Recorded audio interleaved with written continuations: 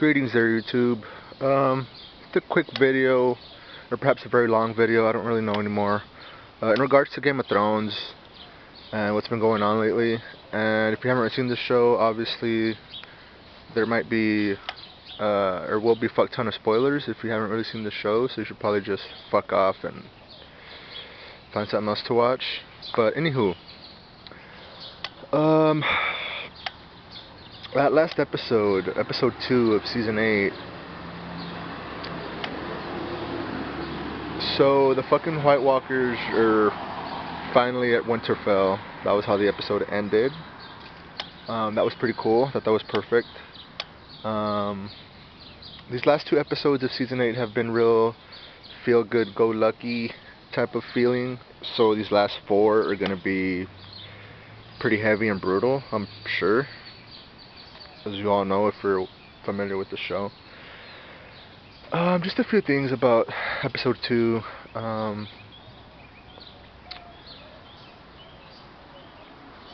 I feel that Jaime and Varys they got each other's back. They're not saying it just yet. They haven't touched on it yet.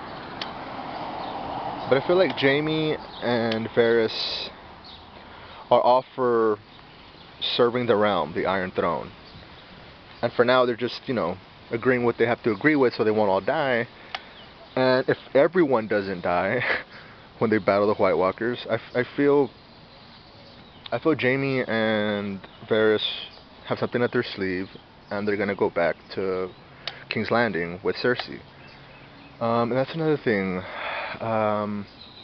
This whole Jaime, like, I'm not that man anymore speech, like, I don't buy it. I don't buy it.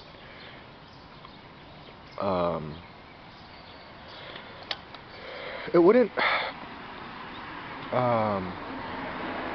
It just wouldn't add up to me, in my opinion.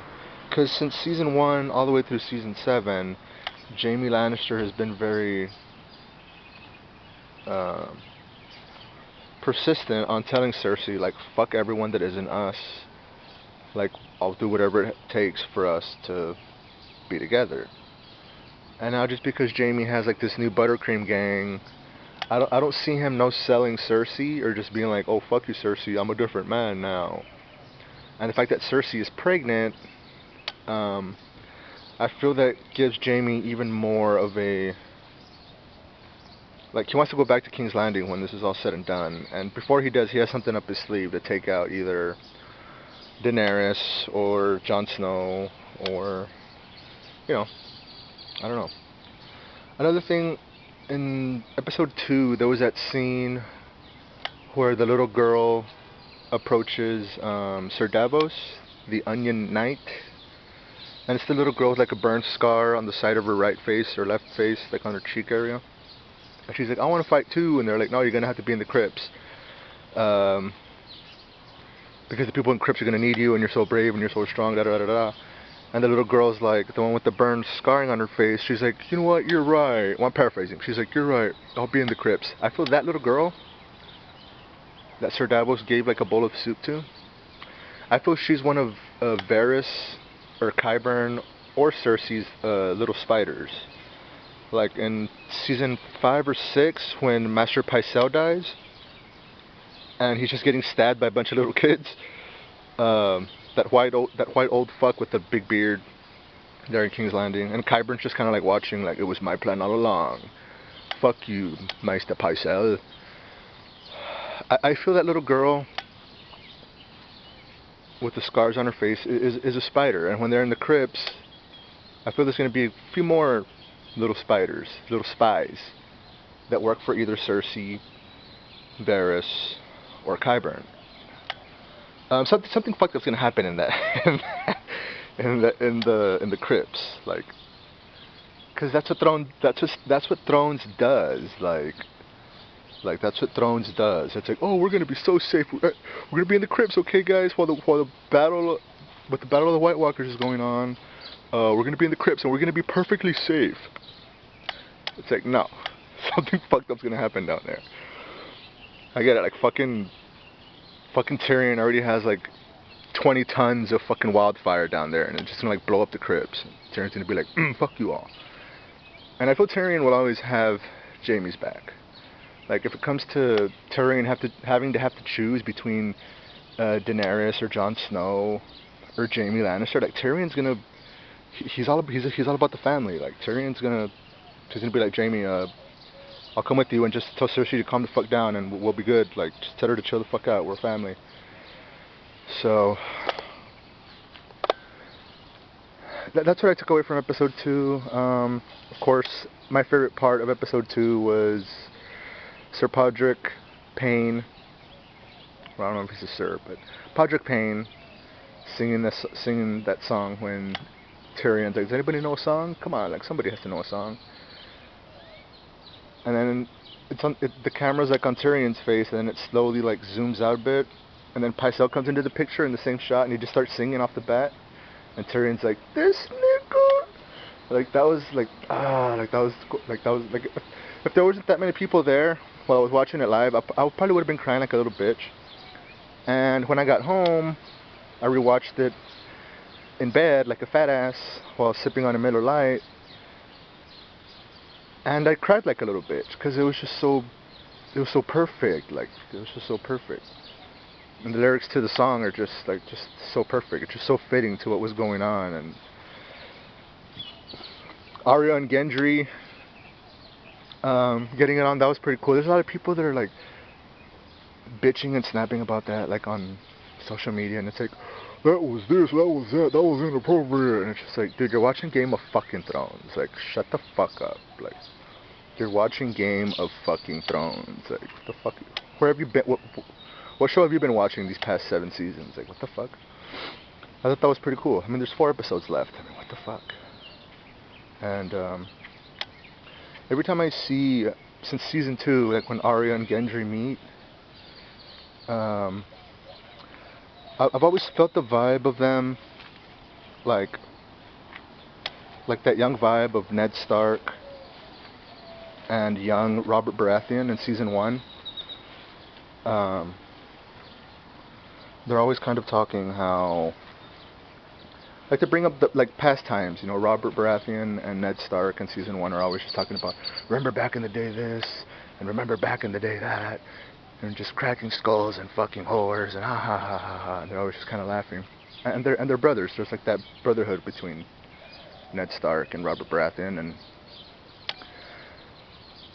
I've always felt when I see Arya and Gendry like together, or like in an episode, or in the same shot, it's like I'm seeing a young Ned Stark living through Arya, and a young Robert Baratheon living through Gendry Baratheon. So I always loved their relationship because they've, in their own way, with their own chemistry, they kind of remind me of a young Ned and a young Robert, and how they were always just like buddy when they were young and they were teenagers or whatnot. And I feel that same energy, different chemistry, but I feel that same energy whenever Arya and Gendry are together.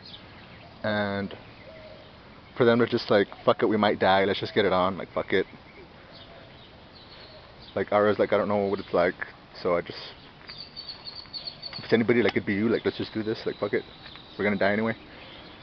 So that was cool, that was bad. I thought that was badass, like, it's Game of fucking Thrones, like, people are like, oh, that was cheap, and that was a cheap pop, or whatever, and I'm just like, it's retarded.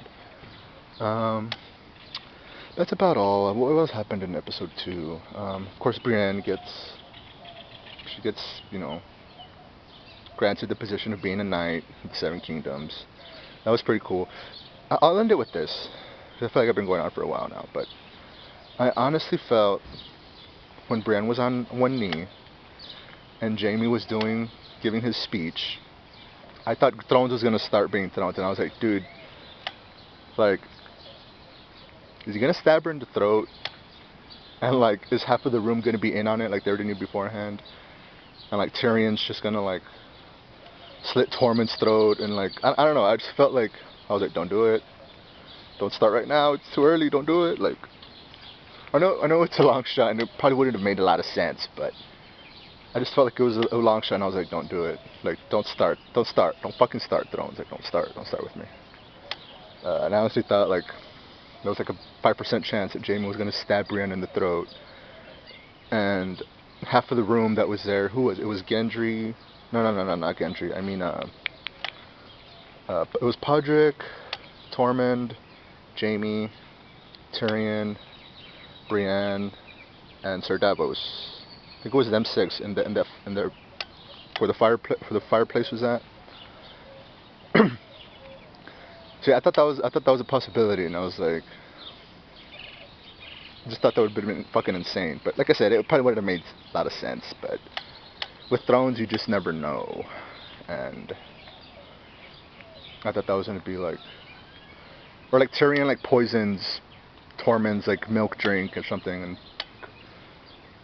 and I don't know, but right before Jaime stabs Brienne in the throat, but it didn't happen, and it shouldn't have. It waited. Episode 1 waited, and episode 2 waited, as far as not killing off any main characters, and the fact that episode 2 ended with the White Walkers arriving at Winterfell, that was perfect. Like, and episode 3 is gonna be like close to 90 minutes, so I feel it's gonna be the beginning of the end for a lot of crazy shit. And I don't know, I feel episode 3, episode 4, both of those episodes might be very like Battle at Winterfell heavy, and then the last 2 episodes will be like the rebuilding of starting from scratch, who's going to be on the Iron Throne, and it's going to give them time to kind of just wrap it up and be like, well, this is how it ended, love it or hate it, fuck off, it's over, it's over, it's over. So I don't know, we'll see. That's about all. Thanks for watching Game of fucking Thrones.